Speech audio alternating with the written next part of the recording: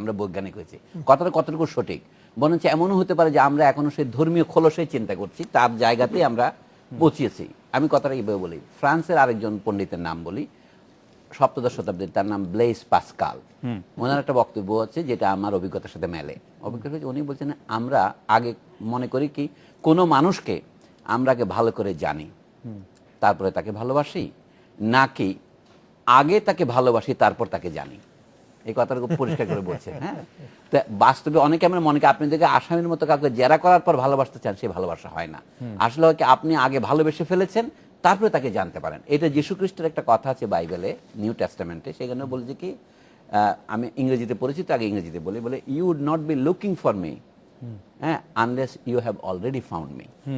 তুমি তো আমাকে আগেই খুঁজে না পেতে তাহলে তুমি আমাকে চেতে না। আমি মনে করি আমাদের যে আধুনিক রাষ্ট্র, যেটাকে আমরা বলি যে সেকুলার রাষ্ট্র, সেটাও কিন্তু ধর্মীয় চিন্তার খোলস থেকে যায়নি।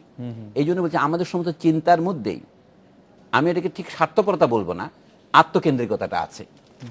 আগে ভালোবেসে ফেলতে হবে আপনাকে, তারপরে আপনি বলবেন। এখন আমরা যে যে পক্ষ, আমি তাহলে নিরপেক্ষ একটি জায়গায় কি আছে এই দুই দলের মধ্যে? এক দল আছে যারা জানে, জানার পরে ভালোবাসে, আর দল ভালোবাসার পর জানতে চেষ্টা করে। এই মাঝে মাঝে কোনো স্পেস কেসে আমি খুব দুঃখের সাথে বলছি, আমি কোনো স্পেস খুঁজে পাই না। দুটোর মাঝখানে কোনো জায়গা নেই।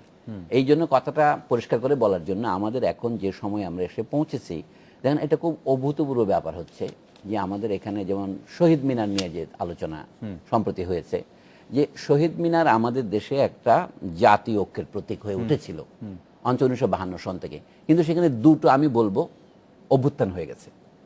অভ্যুত্থান কি?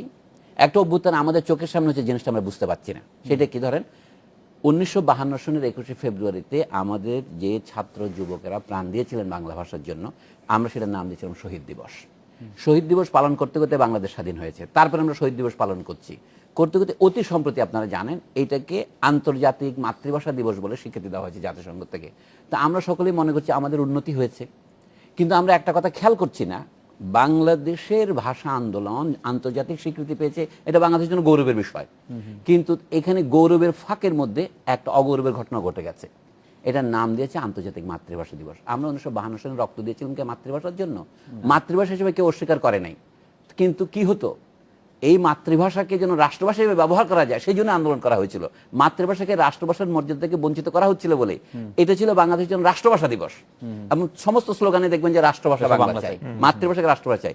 এখন সুকৌশলে সেটা কিছু অপসারণ করা হয়েছে, সেটা আমরা আর খেয়াল করি না। এটা হচ্ছে প্রথম সামরিক অভ্যুত্থান, আমি কুদেতা আর কি। অর্থাৎ আমরা সকলে খুশি, এটাকে বলে ইংরেজিতে বলে কিকিং আপওয়ার্ডস। কারণ বর্তমান সংবিধান যদি বজায় রাখেন, আপনি জানেন কার ক্ষমতা বেশি, প্রধানমন্ত্রী না রাষ্ট্রপতি? প্রটোকলের দিক থেকে রাষ্ট্রপতি উপরে হলো, প্রধানমন্ত্রীর। কোন প্রধানমন্ত্রীকে যদি আপনি ক্ষমতাচ্যুত করতে চান তাহলে রাষ্ট্রপতি বানিয়ে দিলেন অপরিবর্তিত সঙ্গে। এটা বলে কিকিং আপওয়ার্ডস, লাথি নিয়ে উপরে তুলে দেওয়া ব্যাপারটা, তাই না? আমাদের ভাষা দিয়ে এইটা হয়েছে। এইটা একটা জিনিস। আরেকটা জিনিস বলি, এখন দ্বিতীয় অভ্যুত্থানটা কি? আমরা মনে করেছিলাম 21শে ফেব্রুয়ারি হবে আমাদের একটা জাতীয় উৎসব দিবস, যেমন পহেলা বৈশাখ, আমরা এগুলিকে বলছিলাম সেকুলার উৎসব।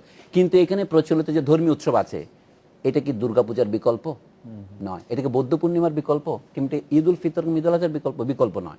আমরা একটা সহাবস্থা চেয়েছিলাম। অর্থাৎ নতুন কতগুলো অনুষ্ঠান তৈরি হয়েছে, নতুন দিবস। এগুলো আমাদের স্বাধীনতা দিবস 26শে মার্চ, আমাদের বিজয় দিবস 16ই ডিসেম্বর, 21শে ফেব্রুয়ারি, এরকম 3টা দিবস অন্তত আমাদের ছিল। তারপরে আমাদের জাতীয় শোক দিবস এবং অন্যান্য দিবস আছে।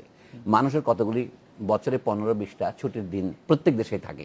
অনেকে সেন্ট নামে দিবস থাকে, আমাদের এখানে সেগুলো কম। কিন্তু 21শে ফেব্রুয়ারিকে জড়িয়ে যে শহীদ মিনার, এবং সেইটা এরকম জাতীয় ঐক্যের প্রতীক হওয়া উচিত ছিল। কিন্তু তাতে আমাদের সমকালীন রাজনীতি আপনার তো আমার বিরোধ থাকতেই পারে। আমি যদি এই রাজনীতি আপনাকে শহীদ মিনার এবং সেইটা এরকম জাতীয় ঐক্যের প্রতীক হওয়া উচিত ছিল, কিন্তু তাতে আমাদের সমকালীন রাজনীতি আপনার তো আমার বিরোধ থাকতেই পারে। আমি যদি এই রাজনীতি আপনাকে এখানে আসতে দিব না বলি, যেটা সম্প্রতি হয়েছে ডক্টর পিয়াস করিমের মৃত্যুর পরে, সেটা অত্যন্ত শোকাবহ, আমাদের জাতীয় স্বাধীনতার দিক থেকে অত্যন্ত বেদনাদায়ক। আমরা যদি বিতর্ক করার কোনো স্পেস খুঁজে না পাই, আমি আপনার সাথে বিতর্ক করেছি বলে পরের দিন যদি আপনি আমাকে মুরতাদ ঘোষণা করেন বা দেশদ্রোহী ঘোষণা করেন অথবা আপনি আমাকে কোলাবোরেটর ঘোষণা করেন, তাহলে আমি যেটা বলছিলাম অবসর কমে আসছে। এইটা তো সরকার করছে না। আপনি বলতে পারেন সরকার সমর্থক কেউ করছে, কিন্তু সরকার কি তার দায়িত্ব পালন করেছে? সরকার তামিল থাকা উচিত তাদের বাধা দেওয়া। অর্থাৎ যারা ঘোষণা করেছে আমরা অমুকের লাশকে এখানে শ্রদ্ধা প্রদর্শনের জন্য রাখতে দেব না, সেইটার মধ্যে যে সমাজে একটা ভায়োলেন্স হয়ে গেছে, নীরব রক্তপাত, আমি তো দেখেছি এবং দেখে বেদনার্থ হয়েছি, কিন্তু আপনার অভিযোগ সত্য, আমিও তো কিছু পাবলিকলি বলিনি। আমি শুধুমাত্র পিয়াস করিমের লাশ দেখতে গিয়েছিলাম, তার মৃত্যুর পর দিন তার বাসায় গেছি। সে আমার 40 বছরের বন্ধু। আমি বলছি কি, যদ্যপি আমার গুরু সুরিবাড়ি যায় তথাপি তাহার নাম নিত্যানন্দ রায়। এটা আমি সেদিন কোনো এক টেলিভিশন ক্যামেরা ধরেছে তাকে বলেছিলাম, প্রচার করছে কিনা জানি না। আমাকে বলছে আপনাকে কেন আসছেন? আমি আসবো মানে আসবো না কেন আমি, এটাই তো কথা। আজকে যে সমাজ আজকে প্রশ্ন উঠছে, ধরেন আপনি পলিটিক্যালি একটা ভুল করেছেন, আপনাকে আমি জেলে দিয়েছি, কিন্তু আমি জেলে দেওয়া সত্ত্বেও আমি আপনাকে দেখতে যাব। আমি মনে পড়ি কি, মরহুম এনায়েতুল্লাহ খান একবার গ্রেপ্তার হয়েছিলেন শেখ সাহেবের আমলে, তখন তিনি নিজেই লিখেছেন যে তাকে শেখ সাহেব ডেকেছেন, তো বলছে তোমাকে আমি বন্দি করেছি মাই ফ্রেন্ড। এনায়েতুল্লাহকে শেখ মুজিবুর রহমান বলছেন মাই হ্যান্ডস আর টাইড, অর্থাৎ আমি প্রধানমন্ত্রী হিসেবে তোমাকে বন্দি করতে বাধ্য, কিন্তু আই হ্যাভ মাই সিম্পেথিজ। এটাকে আমরা পলিটিক্যাল কালচার বলতাম। তো আমাদের পলিটিক্যাল কালচারের যে একটা অবনতি হয়েছে, এটাকে আমি খানিকটা বলবো, প্রথম দিকে বলবো এটা বেদনার জিনিস, কিন্তু এটা কিন্তু ইঙ্গিত হিসেবে ভয়াবহ। স্যার, আমরা একটা বিরতি নিচ্ছি, তারপরে জনাব আফসান চৌধুরী আপনার মতামত এই সম্পর্কে শুনবো, যে এটাকে আসলে আপনিও ভয়াবহ মনে করছেন কিনা। আমরা একটা বিরতি নিয়ে ফিরছি।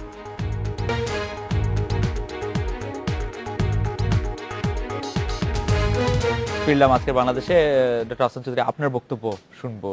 এই না, আমার মনে হয় অনেক মানুষই যেটা ভেবে নিয়েছে যে এই শত্রুতাটা বোধহয় একটা চরম একটা শত্রুতা, ব্যক্তির ঊর্ধ্বে একটা শত্রুতা। আমার মনে হয় অনেকের কাছে, আমাদের মতো যারা পিয়াসকে চিনতো, আমার কয়েক বছরের ছোট, আমরা একসাথে লেখক শিবির করেছি, এবং আমার মনে হয় না ব্যক্তিগত পর্যায়ে। আমি পিয়াস করিমের একটা বিষয় আমি বলতে চাই যে পিয়াস করিম বামপন্থী ছিল, মার্ক্সবাদী ছিল। আমাকে এই মার্ক্সবাদী শব্দটা নিয়েও কয়েকজন ফেসবুকে দেখলাম আমাকে গালিগালাজ করেছে। আমার বিষয়টা হচ্ছে যে বাংলাদেশে বামপন্থী মার্ক্সবাদীরা সবসময় বড় দলের পিছনে গিয়ে লুকিয়েছে, তারা এইটাই রাজনীতি করেছে। তো পিয়াসের রাজনীতি বিএনপির কাছে গিয়েছিল, কারণ বামপন্থী কোনো সংগঠন নাই। তো এইটার বাইরে কিন্তু পিয়াস বিশ্বাসঘাতক ছিল, পিয়াস যুদ্ধ অপরাধীদের বিচার চায়নি, এটা কোনো সময় ছিল না। হতে পারে পিয়াস আওয়ামী লীগের অধীনে যুদ্ধ অপরাধীদের বিচার চায়নি, এটা হইতেই পারে, এটা আমি বিশ্বাস করতে পারি, কিন্তু যুদ্ধ অপরাধীদের বিচার করবো না, তারা নির্দোষ, এই কথা তো সে বলেনি। আমি সাংবাদিকদের ব্যাপারে বিশেষভাবে কষ্ট পেয়েছি এই কারণে যে এই সন্ধানটা করা তো তাদের দায়িত্ব ছিল। দ্বিতীয়ত আনিসুল হকের বক্তব্যটা, এটা তো তার, হ্যাঁ, এইটা তো সাংবাদিকদেরই দায়িত্ব ছিল তা এই আগে সংগ্রহ করা। তাকে যে বললো, যেটা আমাদের সময় কম নাকি জানে কোন পত্রিকায় উঠলো, যদি জানতো তাহলে তো অনেক ব্যালেন্সড একটা হতো। কারণ যে ঘটনাটা ঘটে গেছে, এরপরে সহিষ্ণুতা যে কতটা কমে গেছে প্রাতিষ্ঠানিক পরিষদ থেকে, এটা ভাবা যায় না। কারণ আগামীতে যদি কোনো একটা অবস্থা হয়, আমি যদি 10 জন মিলে ঘোষণা করে দিই যে আমি এই শহীদ মিনারে লাশ নেব না, তাহলে তো কেউ বাধা দিতে পারবে না। আর সরকার যদি যায় তাহলে সরকারও একটা পক্ষ নিয়ে নেবে। তা আমি যদি 20 জন মানুষও বলি যে আমরা কাউকে এখানে যেতে দেবো না, এই জিনিসগুলো ঘটলো কেন? এবং সরকার যে 3-4 দিন ধরে ছিল, সেই সময় আনিসুল হকেরও উচিত ছিল একটু ঠান্ডা করা, এবং সেটা যদি হতো তাহলে হয়তো এই জিনিসটা কম হতো। কারণ যারা গেছে, আমি জানি না কারা শহীদ মিনারে এই জিনিসটা নিয়ে আন্দোলন করেছে, কিন্তু আপনি যদি ফেসবুকে দেখেন, বাংলাদেশের সাংবাদিকরাই কিন্তু এই পিয়াস করিমকে নিয়ে যাবে না, সে একটা দেশদ্রোহী, এই কথাটা তুলেছে। সাংবাদিকদের মধ্যে অনেকেই তুলেছে। আমার পয়েন্ট হচ্ছে যে তাহলে প্রমাণ করো যে সে দেশদ্রোহী ছিল। এখন পিয়াস করিম আওয়ামী লীগের আমলে বিচার চাইনি, কিন্তু পিয়াস করিম বিশ্বাসঘাতকতা করেছে, এটা তো কোনো জায়গায় নেই। আমার সঙ্গে পিয়াসের অনেকদিন, সেলিমুল্লাহ খান যেটা বলছেন, তার সঙ্গে অনেক ঘনিষ্ঠতা, আমার সঙ্গে আমার ছোট, এরা তারেক মাসুদ এরা একসাথে জিনিস আমরা, কিন্তু সেও কোনো সময় আমাকে বলেনি যে তার বাবা সে আর্মি ধরে নিয়ে গেছিল ইত্যাদি, আমি জানি না। কিন্তু যে বিষয়টা এটা আমি জানি যে সে কখনো তো এটা ওপর থেকে বলছে না যে আমি এত বড় মুক্তিযোদ্ধা ছিলাম ইত্যাদি ছিলাম।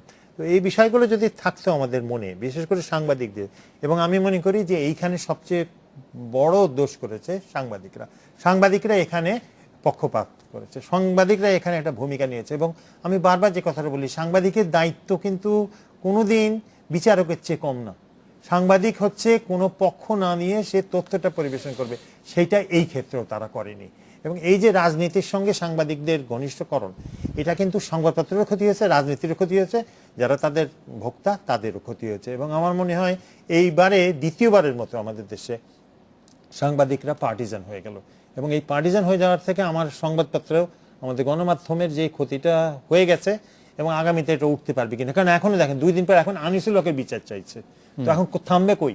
এখন যদি শেখ হাসিনা বলে আনিসুল হকের বক্তব্যের জন্য বিচার চাওয়া হয়েছে, আনিসুল হকের বক্তব্যের ষড়যন্ত্র দেখছেন যুবলীগ চেয়ারম্যান। এখন যুবলীগ চেয়ারম্যান যদি বলেন যে আমি ওই সময় ছিলাম, আমি দেখেছি, তাহলে ঠিক আছে, কিন্তু সাংবাদিকত্ব তো এখনো উচিত অন্তত ইনভেস্টিগেট করে দেখা, সেটা না করে গালিগালাজ চলছে, এবং বিশেষ করে প্রবাসী সাংবাদিকরা এটা আরো বড় ভূমিকা পালন করছে। এবং অতএব বোঝা যাচ্ছে যে যে পরিসরটা আমরা তৈরি করছি, যেটা এটা স্বাধীনতার পরিসর তো নয়, স্বাধীনভাবে চিন্তার পরিসর নয়, এবং এটা একদিন আমাদের অনেকের পিছনেই আমাদের এটা হন্ট করবে, এটাই হচ্ছে দুঃখ। আচ্ছা, মিডিয়াকে তো অনেক দোষ আফসান ভাই দিলেন, তিনি নিজে মিডিয়ার লোক, আমি তাকে এত দোষ দিতে পারবো না। আমি বাইরের লোক। আমি আবার বহিরাগত এখানে। আমি পিয়াসের একটা সমালোচনা আমি করি, আমার বন্ধু বলেই এই সাহসে করছি। তাকে সবসময় বলতাম তুমি তোমার লেখা প্রকাশ করো, সে কিন্তু বেশি লেখা প্রকাশ করেনি। ও গবেষণা করতে গিয়েছিল কিউবার স্বাস্থ্য ব্যবস্থার উপর, মানে সে আমেরিকা যে পিএইচডি করেছে, তার একটু যে রোমান্টিক সমাজতন্ত্রী ছিল সে বিষয়ে কোনো সন্দেহ নেই, কিন্তু সমস্যা সেটা নয়, সে যত বেশি প্রকাশ করা সম্ভব তা করেনি। একটু মানে